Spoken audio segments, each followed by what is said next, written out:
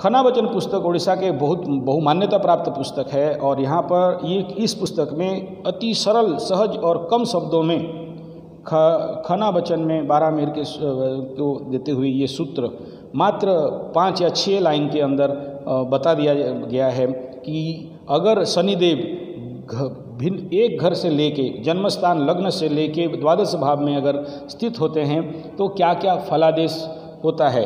इन जो सूत्र मैं बता रहा हूँ इसे सीधा सीधा फलित ना करें। बाकी ग्रहों का स्थिति युति और उनका भाव, शत्रु भाव, मित्र भाव, उनके ऊपर ग्रह के दृष्टि, इन भावों से ही विचार करके ही फलादेश करिए।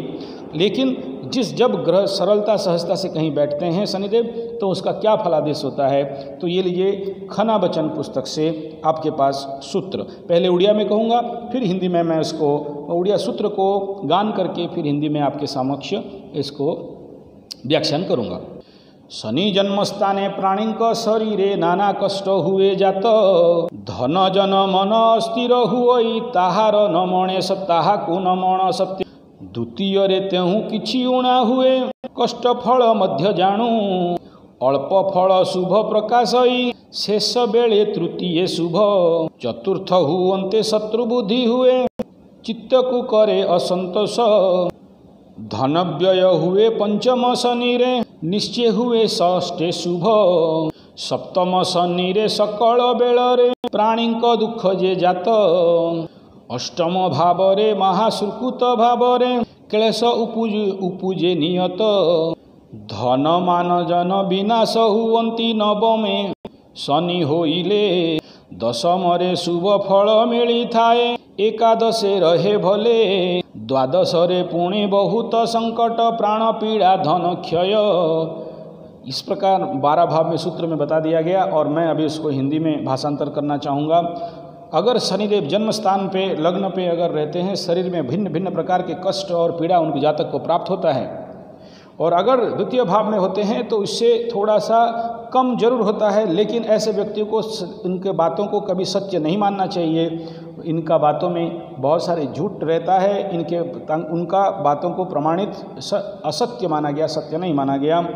और अगर शनि तृतीय भाव में जाते हैं तो तृतीय भाव में शनि तो शुभ प्रकाश जरूर होता है, आखिरी समय में, प्रारंभिक स्थान में नहीं। चतुर्थ स्थान में शत्रु बुद्धि करते हैं। शनिदेव चतुर्थ स्थान में अगर रहते हैं तो मन और चित्त को अस्थिर करते हैं। चतुर्थ स्थान में शनि का स्थान होने से चतुर्थ स्थान केंद्र स्थान पे, और पंचम स्थान में हो तो धन व्यय जरूर स्वाभाविक है पंचम स्थान में।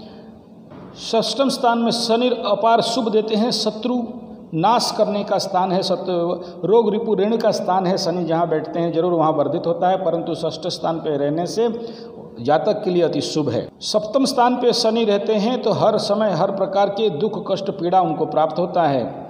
अष्टम स्थान पे स्वाभाविक सुकृत क्लेश उपजता है, भिन्न प्रकार के दुख कष्ट दर्द पीड़ा देते हैं। नवम में शनि हो तो जातक का ज्ञान विनाश होता है, धन मान का विनाश होता है।